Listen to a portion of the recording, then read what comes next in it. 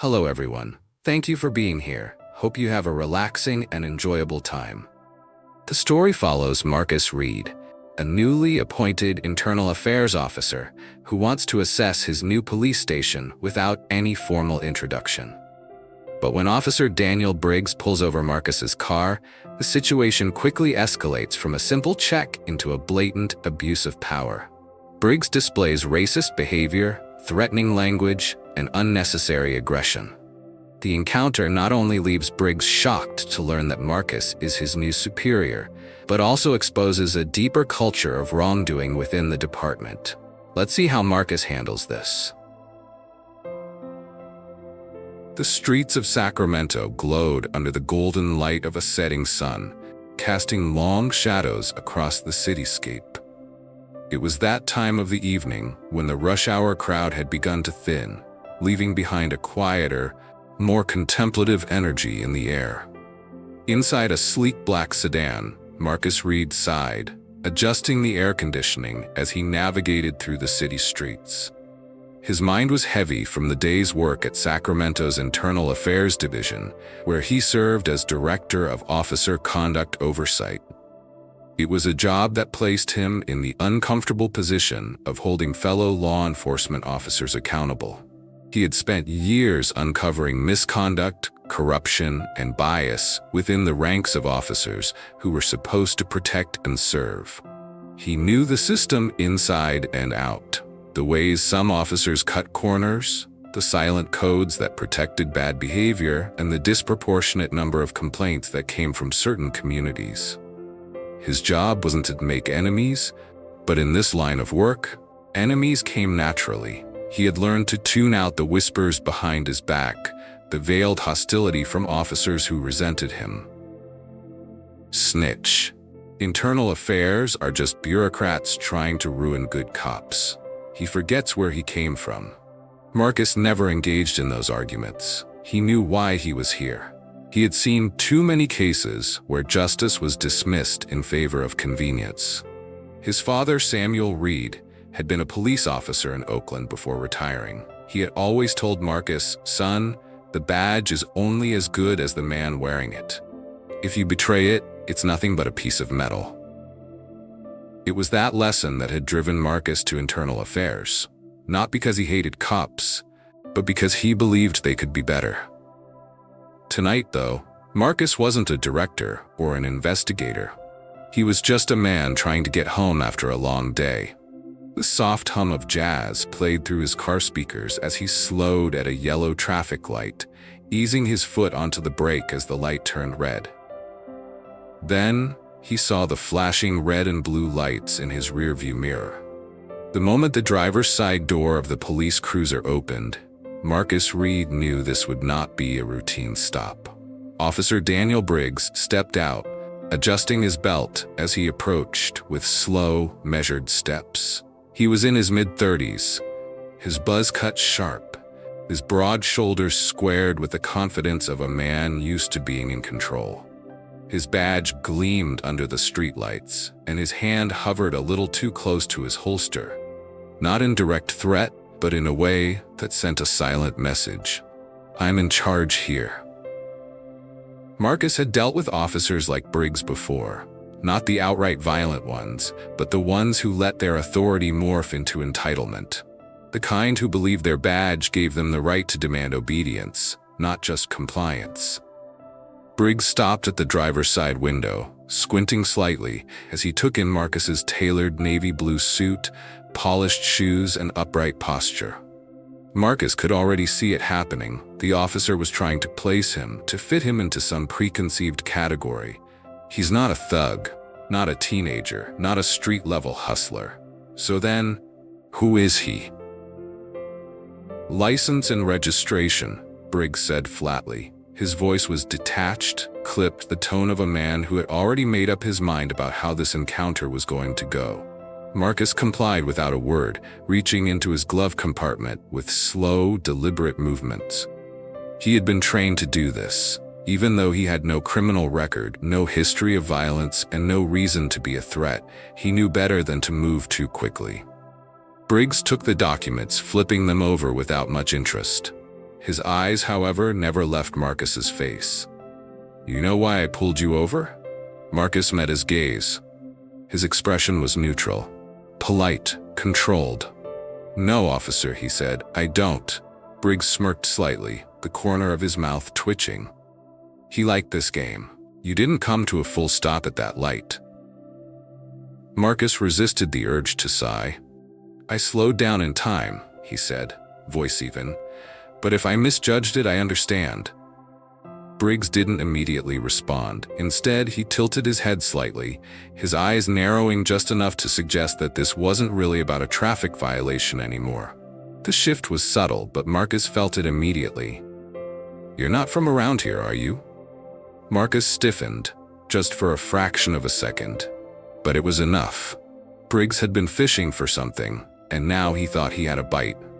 "My address is on the license," Marcus replied, his voice still calm but firm.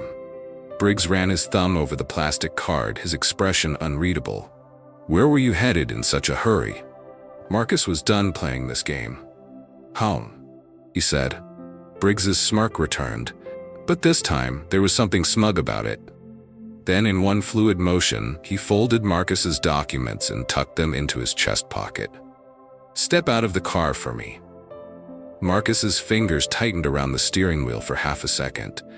He had sat in dozens of disciplinary hearings, reviewing footage, transcripts, and testimony from cases just like this one. He knew exactly how these interactions escalated.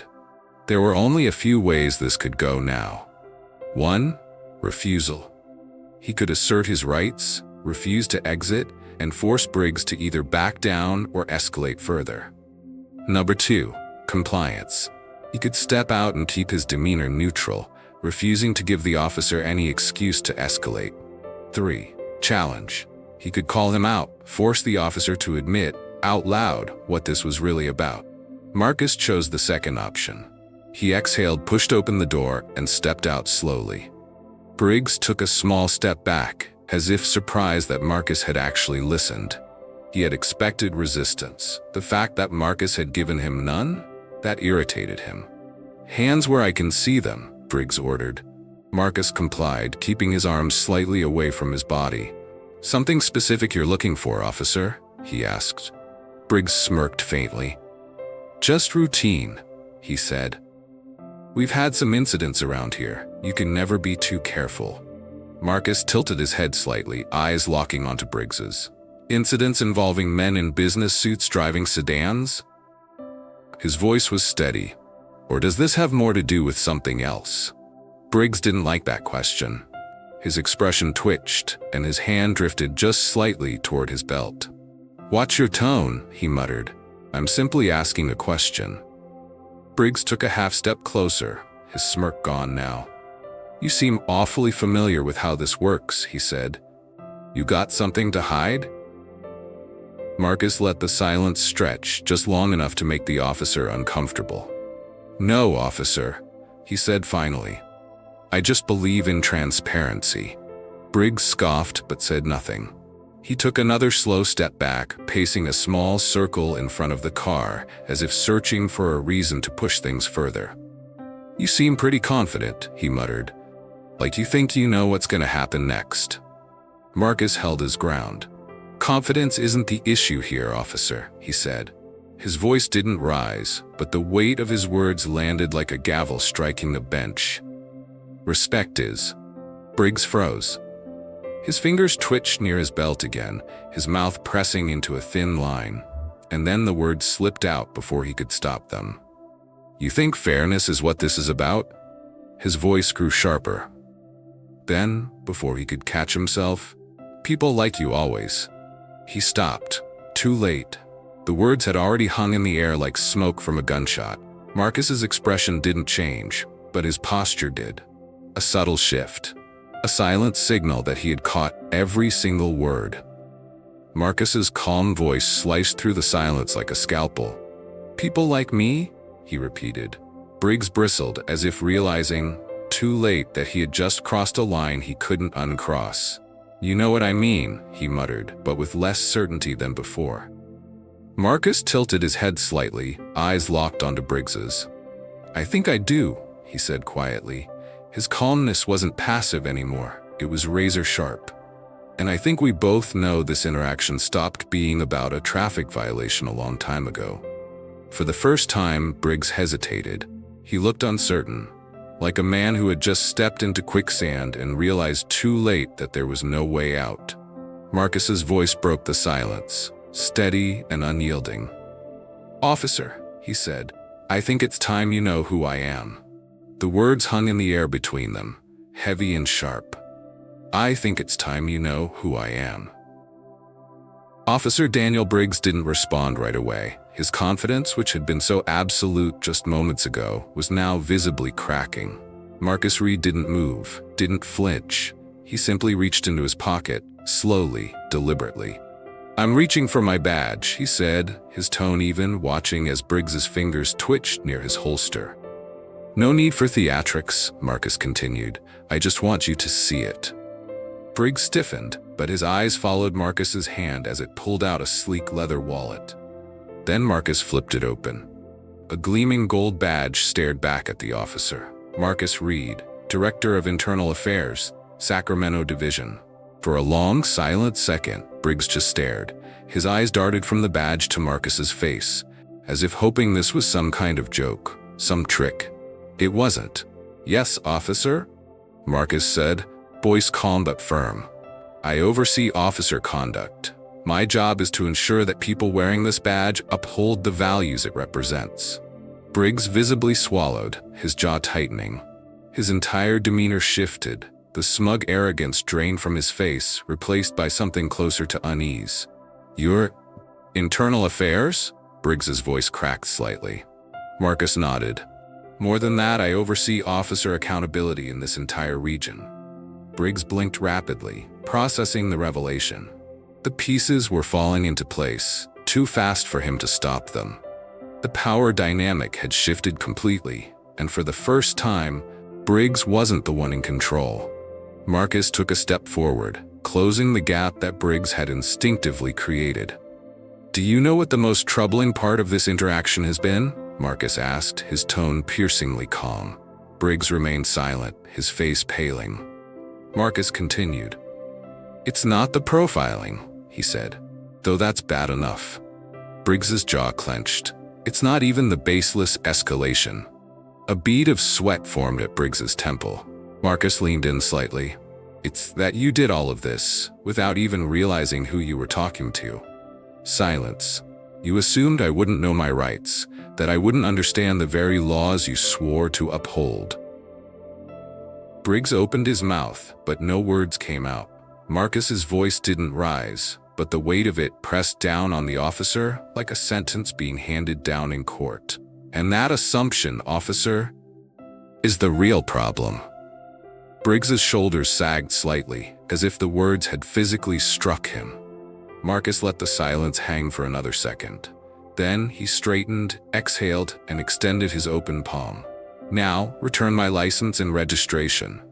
Briggs hesitated, but he knew he was out of options. His fingers trembled slightly as he reached into his chest pocket, pulled out Marcus's documents, and handed them back. Marcus took them without a word, tucking them neatly into his wallet. Then he turned back toward his car door. Before getting in, he paused, glancing over his shoulder. His final words landed like a hammer strike. "Remember this, Officer Briggs," Marcus said. "The badge doesn't make you better than anyone." He held Briggs's gaze. "It makes you accountable to everyone." Then, Marcus slid into his car, shut the door, and pulled away.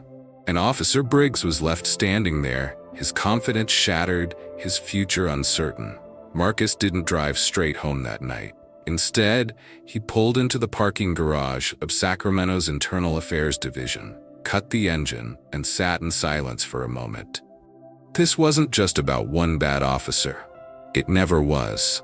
Briggs was a symptom of something bigger.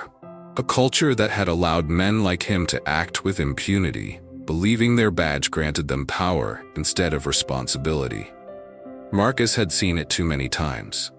Tonight, he had been able to push back. But how many others couldn't? How many people had been intimidated, harassed, falsely arrested, or worse, simply because they didn't have a badge of their own. Marcus exhaled sharply and reached for his phone. He called his assistant, Linda Monroe, a sharp-witted analyst who had been with Internal Affairs for years. She picked up immediately. "Marcus, you're still at the office? I need you to pull up everything we have on Officer Daniel Briggs," he said. "Complaints, use of force reports, body cam footage, all of it." Linda was silent for half a second, then said, "I take it you had a run-in with him?" "You could say that," Marcus muttered. A pause. Then, a knowing sigh. "I'll send you what I find," Linda said. "But I'll be honest, if he's got a record, and he's still on the force, that means somebody's been protecting him." Marcus knew that too well, and that only strengthened his resolve. By the next morning, Marcus had a full report on his desk. And just as he suspected, Briggs had a history. 12 complaints of unprofessional conduct, mostly verbal abuse, intimidation, and aggressive behavior during stops. 4 allegations of excessive force, 2 of which resulted in lawsuits that were quietly settled.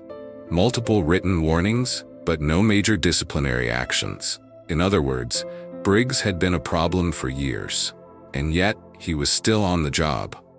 Marcus wasn't surprised, but he was damn sure going to do something about it.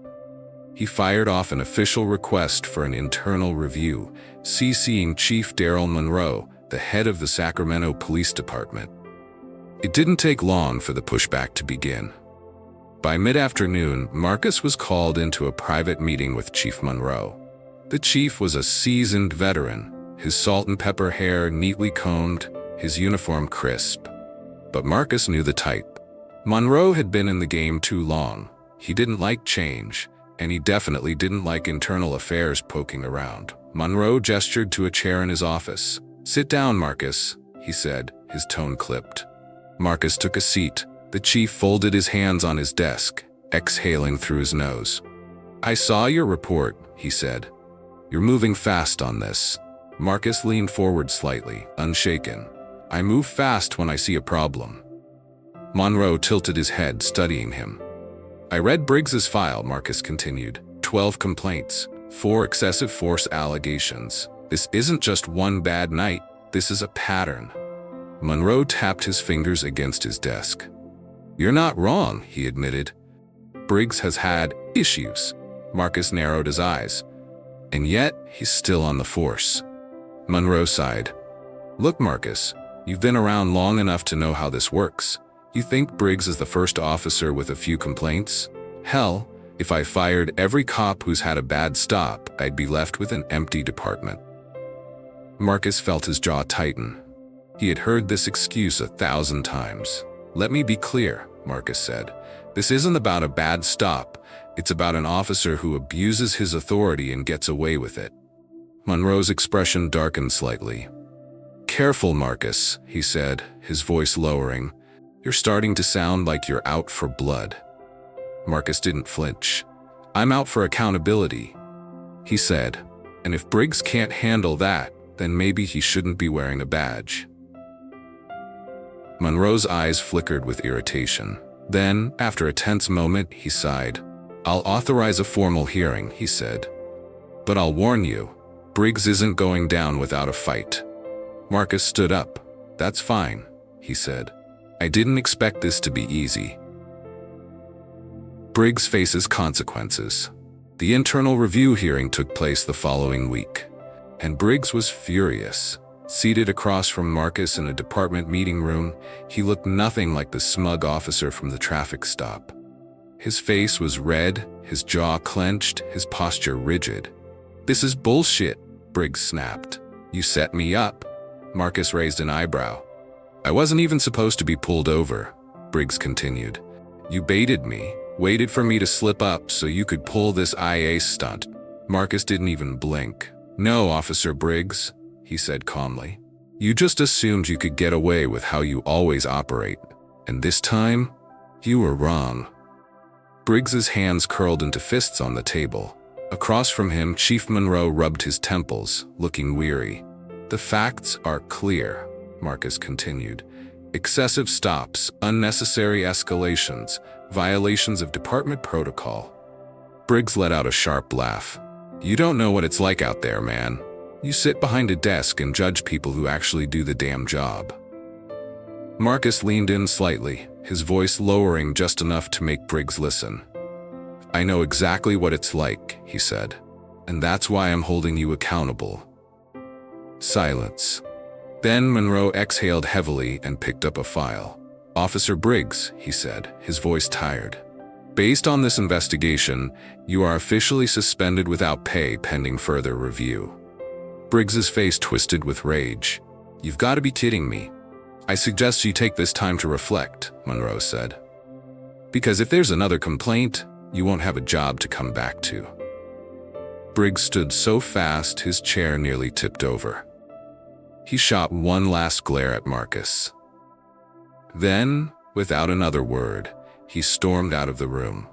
A week later, Marcus stood in front of a room full of officers, city officials, and community leaders. He wasn't here to talk about Briggs. Briggs was one officer in a broken system. This was bigger than him. Marcus stepped up to the podium. Justice isn't just touching criminals, he said, his voice steady. It's about ensuring the people sworn to protect and serve do so with integrity, fairness, and respect. He scanned the room, making eye contact with officers who still doubted him, but also with those who were beginning to understand. This isn't about punishment, Marcus continued. It's about setting a standard. The room was silent, some skeptical, some hopeful, but all listening. Change wouldn't come overnight, but it would come. And for now, that was enough. What is the lesson here? 1. Respect shouldn't be conditional. Every individual, regardless of appearance or background, deserves respect. Authority should never be an excuse for discrimination or abuse. 2. Power must come with accountability. A badge is not a shield against consequences. Those in positions of power must be held to the highest standard, not the lowest. 3. Justice starts from within. Systemic change doesn't happen overnight, but it begins with leaders like Marcus taking a stand and demanding reform from within. 4. Your actions define you, even when you think no one is watching. Officer Briggs assumed he could treat Marcus unfairly without repercussions. This serves as a reminder that true character is revealed when no one is looking. 5. Change requires courage. Instead of seeking revenge, Marcus chose to fix the system, proving that real leaders use their power to uplift, not punish. Thank you for listening. If you find it interesting and meaningful, please share it with a friend.